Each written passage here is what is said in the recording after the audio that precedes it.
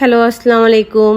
কেমন আছেন আপনারা সবাই? আশা করি যে যেখানে আছেন ভালো আছেন, সুস্থ আছেন। আপনাদের সবাইকে স্বাগতম জানাই আমার নতুন আরেকটি ভিডিও দেখার জন্য।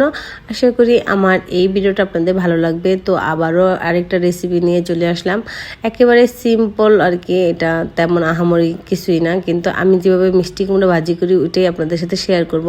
তো মিষ্টি কুমড়া ভাজি করার জন্য একটা কড়াই বসে দিয়েছিলাম, পরিমাণ মতন তেল আর পেঁয়াজ কুচি দিয়ে দিয়েছিলাম, 4-5টা কাঁচামরিচও আমি সাথে দিয়ে দিছি। তো পেঁয়াজটা হালকা ভাজা হওয়ার পর এখানে আমি মিষ্টি কুমড়াটা দিয়ে দিছি, দেওয়ার পর তেলে একটু ভেজে নিলাম।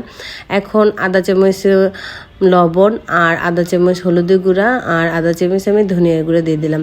তো সবগুলো মশলা আমি মিষ্টি কুমড়ার সাথে ভালো করে মিশিয়ে নিতেছি। তো মিশানোর পর আমি ঢাকনা দিয়ে ঢেকে কিছুক্ষণ রেখে দেব, আর চুলার আঁচটা থাকবে মিডিয়াম থেকে একটু লোয়ে। তো ঢাকনাটা আবারও আমি খুলে আবারও কিছুক্ষণ পরে আর কি একটু ভালো করে লাইড়া চেড়ে দিতেছি, যাতে নিচে দিয়ে পোড়া লেগে না যায়।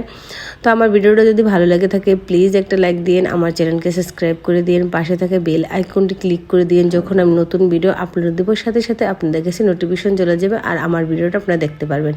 আর এখানে আমি একটা বোম্বাই মরিচ দিয়ে দিলাম আর ধনিয়া পাতা কুচি দিয়ে দিলাম।